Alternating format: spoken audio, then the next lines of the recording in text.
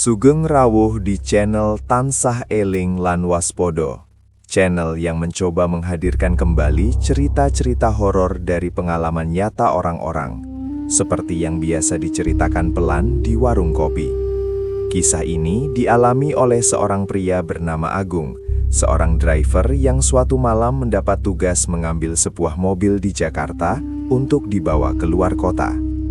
Sejak pertama kali melihat mobil tersebut, sebenarnya Agung sudah merasa ada yang tidak enak. Perasaannya agak berat, tapi tidak ada yang aneh secara fisik.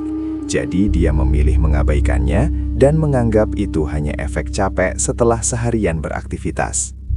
Setelah urusan selesai, Agung memutuskan berangkat malam hari, sekitar setelah Isya.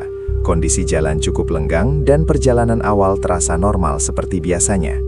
Namun, semakin lama menyetir, perasaan tidak nyaman itu tidak hilang. Bulu kuduknya beberapa kali terasa berdiri tanpa sebab yang jelas, meski tidak ada kejadian apapun di jalan.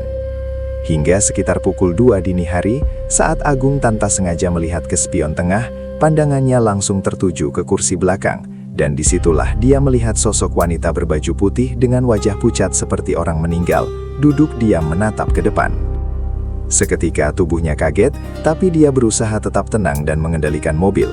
Pikirannya hanya fokus mencari tempat aman untuk berhenti tanpa membuat keadaan semakin buruk. Beberapa menit kemudian dia berhasil masuk ke sebuah rest area, memarkir mobil, lalu turun sambil terus membaca doa semampunya. Dengan tangan yang masih gemetar, Agung membuka semua pintu mobil satu persatu, memastikan bagian dalam kosong, dan setelah itu dia memilih duduk di luar mobil sambil menunggu suasana benar-benar terasa aman. Sampai pagi tiba, Agung memutuskan tidak melanjutkan perjalanan malam itu, karena dari kejadian tersebut dia belajar bahwa perasaan tidak enak kadang bukan sekedar capek, tapi sebuah tanda agar kita lebih berhati-hati.